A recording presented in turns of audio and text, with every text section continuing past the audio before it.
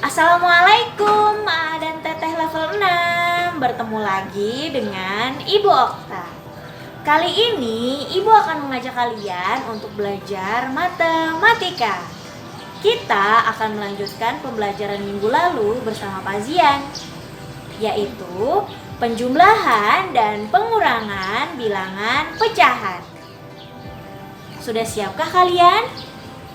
Kalau sudah siap berarti sudah ready ya dengan buku paketnya.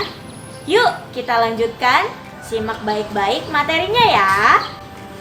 Oke, kita langsung saja masuk ke materi kita, yaitu mengenai penjumlahan dan pengurangan bilangan pecahan. Untuk bilangan pecahan itu cara hitungnya sama ya seperti pada bilangan caca. Jadi penjumlahan dan pengurangan bilangan pecahan sama proses hitungnya seperti pengurangan dan penjumlahan di bilangan caca. Jadi gimana sih caranya? Nih, hal-hal yang harus kalian perhatikan sekarang adalah, sebenarnya kalau misalnya kalian mau menghitung bilangan pecahan itu agak sedikit rumit. Kalian harus menyamakan dulu pembilangnya, penyebutnya itu harus sama. Nah, Ibu punya caranya yang lebih mudah nih untuk kalian biar kalian bisa lebih cepat mengerjakannya. Caranya seperti apa, Bu? Biar bisa lebih cepat, biar bisa lebih mudah. Nah, caranya adalah kalian ubah dulu, kalau misalnya ada pecahannya kalian ubah dulu ke desimal. Oke? Ingat baik-baik, kalian ubah dulu ke desimal baru kalian hitung. Nah, contohnya kayak gimana? Nih, perhatikan baik-baik contoh berikut ini ya. Oke, kita masuk ke contoh kita yang pertama ya. Tolong perhatikan video ini dengan seksama, oke? Nah, di sini Ibu punya contoh soal nomor 1, ada 1/2 ditambah 2,25 dikurang 3/4.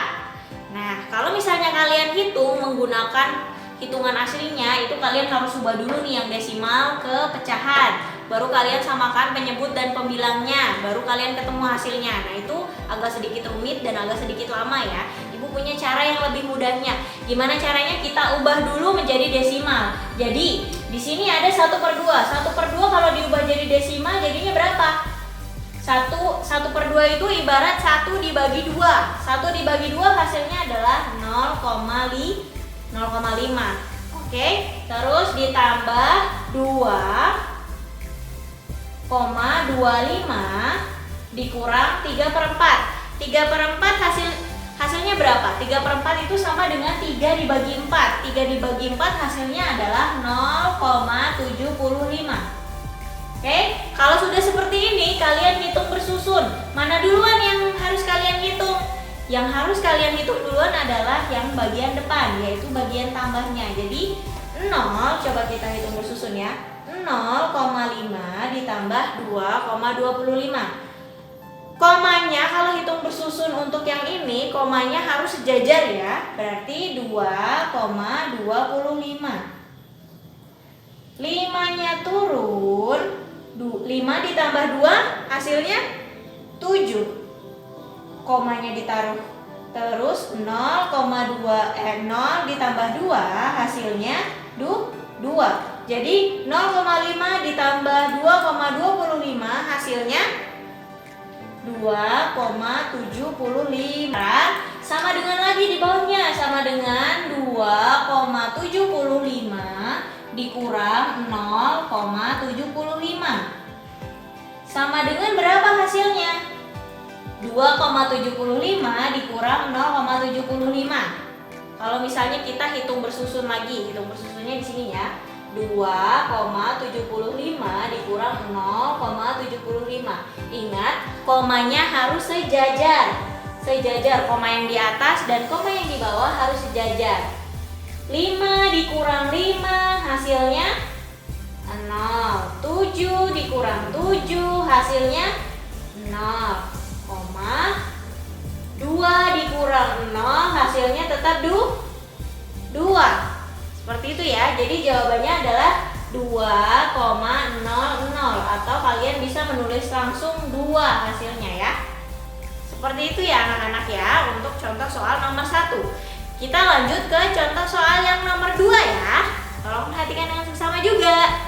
Sekarang kita masuk ke contoh soal kita yang nomor 2. Di sini ibu punya 1/4/5 dikurang 20% ditambah 3/4. Ingat, untuk bisa mempermudah kalian dalam menghitung atau mempercepat kalian dalam menghitung sebuah bilangan pecahan, kalian harus mengubah dulu yang pecahannya menjadi desimal. Nah, kita ubah dulu nih. Sama dengan 1/4/5 sama dengan 4 dibagi 5 adalah 1. 4 dibagi 5 berapa? Ayo. 4 dibagi 5 hasilnya adalah 0,8. Berarti kita langsung tulis aja. Nolnya nggak usah, kita langsung masukin 8 di belakang koma. Oke? Lalu dikurang di dalam kurung 20% itu sama dengan 0,20 dan ditambah 3/4 atau 0,75. Karena 3 dibagi 4 hasilnya 0,75. Nah, jika sudah seperti ini, kalian sudah bisa menjumlahkan.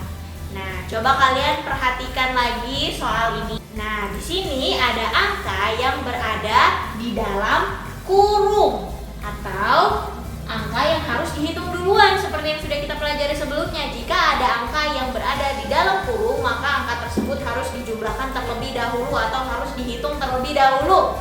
Nah, di sini ada, berarti kita harus menjumlahkan yang ini dulu karena di sininya tambah, jadi kita jumlahkan. 0,20 ditambah 0,75 adalah berapa?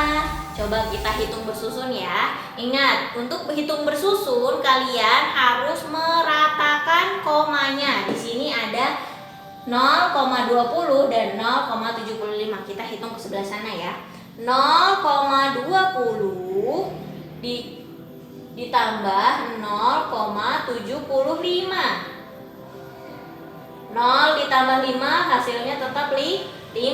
2 ditambah 7 hasilnya berapa?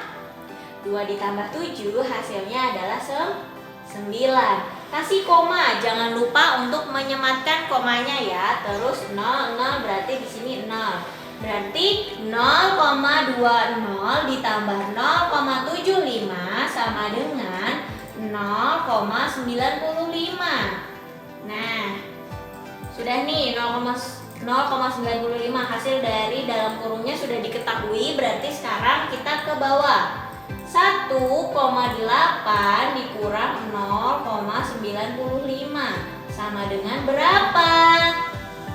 Berapa kira-kira coba?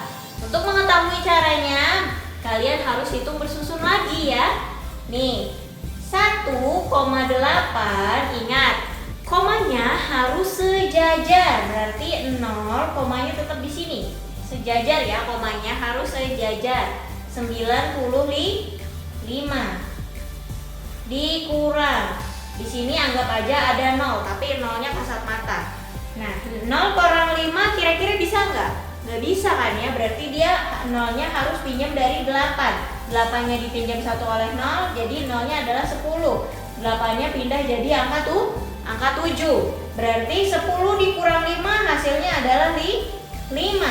7 dikurang 9 bisa tidak? Tidak bisa ya, karena angkanya lebih besar 9. Berarti 7 dikurang 9 itu 7 harus pinjam dulu ke 1. Berarti 1 yang di depan ini jadinya 0. Satunya pindah ke belakang, jadinya 17. 17 dikurang 9 berapa? Pintar. 17 dikurang 9 hasilnya adalah 8. Terus 0 dikurang 0 hasilnya tetap 0. Berarti hasil akhirnya adalah 1,8 dikurang 0,95 sama dengan 0,85. Seperti itu ya. Nah, sekarang kita masuk ke contoh soal kita yang nomor 3. Kalau tadi 2 soal kalian mendapat 2 kali hitungan atau hanya ada 3 hitungan, ada 1, 2, 3 jumlahnya. Kalau sekarang ada 4 ya, 1, 2, 3, 4. Jadi ada 1, 2, 3 hitungan. Oke? Ada penjumlahan dan ada pengurangan.